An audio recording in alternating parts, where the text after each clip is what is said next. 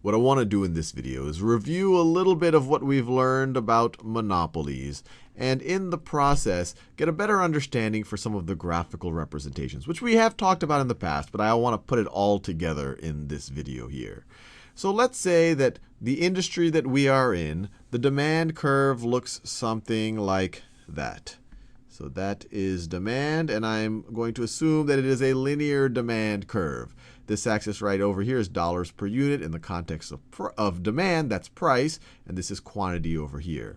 This little graph here, we still have quantity in the horizontal axis, but the vertical axis isn't just dollars per unit. It's absolute level of dollars. So over here, we can actually plot total revenue as a function of quantity. Total revenue. So obviously, remember, we're assuming we're the only producer here. We have a monopoly. We have a monopoly in this market.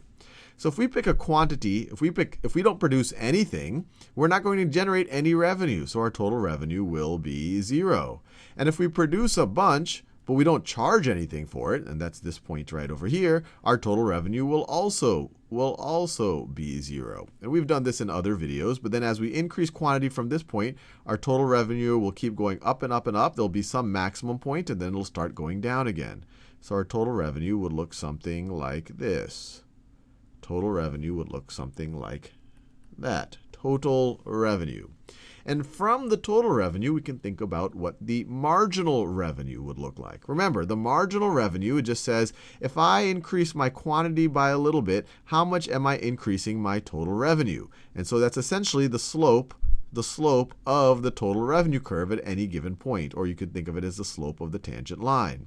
And we've seen before, when you start here, you have a very high positive slope. And we've seen in other videos, it actually ends up being the exact same value as where the demand curve intersects the vertical axis right over there. But then it keeps going lower. The slope, it becomes a little less steep, less steep, less steep. It's still positive, less steep, less steep. And then it becomes 0 right over there. And then it starts going negative. So it becomes 0 right at that quantity. So it becomes the slope of this keeps going down and down and down. It's positive, then it becomes 0, and then it actually becomes negative. And you see that here. Now it starts downward sloping, even more steep, even more steep, and even more steep. So that's the revenue side of things. And let me label this. This is our marginal revenue curve, slope of the total revenue. If we're going to maximize profit, we need to think about what our costs look like. So let me draw our total cost curve. And I will do it in magenta. So let's say our total costs look something like this. Total costs look something like that.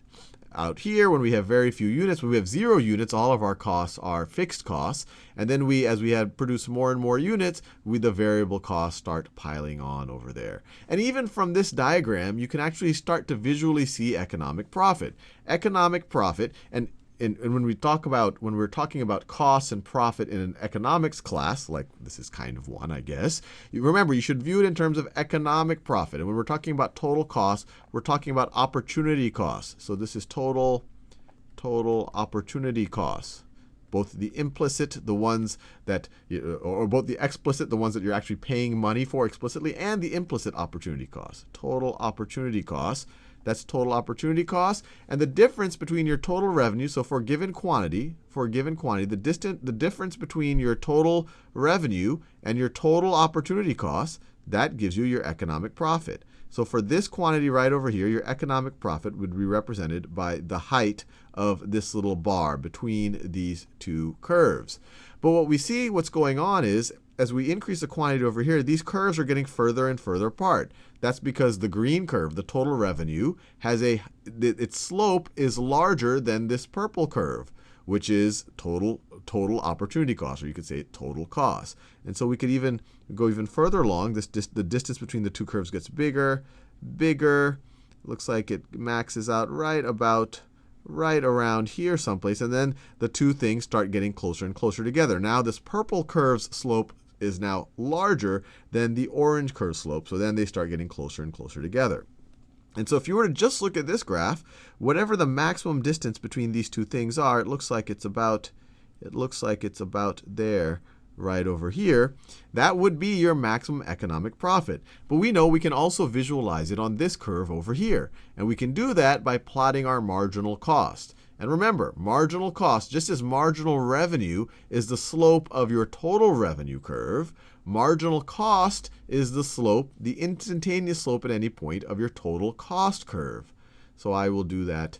Let's do that in yellow. So right over here, you have a zero slope, or pretty close to zero, at least the way I drew it over there. So your marginal cost is going to be pretty close to zero right over there. And then we see that the slope keeps increasing and increasing and increasing. And so our marginal cost will keep increasing, increasing, and increasing. So it will look something like that. That is our marginal cost curve. So if we pick a quantity, and if we find that the marginal cost over here, I don't know, let's say it's $5 per unit, that literally means that the slope at that same quantity, the slope of our total cost curve, that the slope over there would have to be 5. That's what that is telling us. This is plotting the slope of this curve right over here. And if we want to maximize profit, we already talked about how we would do it visually on this curve. We can do it over here. Well, right over here, as we produce, if we start from producing nothing to producing something, for each incremental unit, the incremental revenue we get on that is much higher than the incremental cost. So hey, we should produce it because we're going to get profit there. We could keep producing because we're going to get profit on each of these incremental units. So we'll keep doing it, we'll keep doing it, we'll keep doing it until the marginal revenue is equal to the marginal cost. At that point, it doesn't make sense for us to produce anymore. If we produce an extra unit past that point, on that unit, our cost will be higher than our revenue, so it will eat into our economic profit. So this right over here is where we max the quantity at which we maximize profit. And we see it right over there. The way I drew it, luckily, it looks like that is the maximum point between those two curves as well. And it makes sense. Before this point, when marginal revenue is higher than marginal cost, that means that the slope of the total revenue curve is larger than the slope of the total cost curve, so they're getting further and further apart. After this point, and right at that point, their slopes are the same. So the slopes are going to be the same right over there. And then after that point, the slope of the marginal cost curve, or the marginal cost is higher, which tells us that the slope of the total cost curve is higher than the slope of the total the total revenue curve. And so they're going to get closer and closer together, and this distance gets quenched apart. So that is where you maximize profit. And if you wanted to visualize the actual profit on this graph over here, we can obviously visualize it here as the distance between these two curves. If you want to visualize it over here, we would have to plot our average total cost curve. And essentially what you're doing, you're just taking this total cost curve, and you're not just taking the slope at any point, that's the marginal cost. Instead, you're just dividing it by the quantity. So if you take this total cost curve, if you take this value and divide it by a very, very, very low quantity, you're going to get a very, very, very, very large number. You can imagine as you're spreading your fixed costs amongst a very small quantity. So you're going to get a very large number. Then as you produce more and more and more, your average total costs go down, but then your variable costs start picking up, and your average total cost might look something like that. Average total costs. And so if you want to know your profit, which you have maximized from this graph right over here, you say, well, this is the quantity that maximizes my profit. Marginal revenue is equal to marginal cost. The price that I can get in the market for that quantity, well, then you go up to your demand curve, and it gives you, this is the price that you will get for that quantity. And so that is on a per unit basis, that is the revenue that you will get. You can view price is equal to, price is the same thing as revenue per unit. So on a per unit basis, this is the revenue you're getting. And on a per unit basis, this is your average cost. This is average total cost. This is taking all your costs and dividing it by units. So on an average per unit basis, this is going to be your economic profit on a per unit basis. And if you wanted to find your actual economic profit, you would have to multiply it by the total number of units.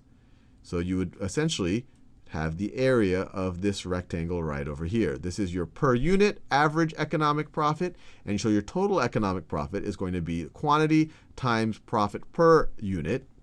And so this right over here is economic profit, or maybe I should call it total economic profit. Let me write it out. Total economic profit. And the area of that rectangle should be the same thing as the height of this right over here.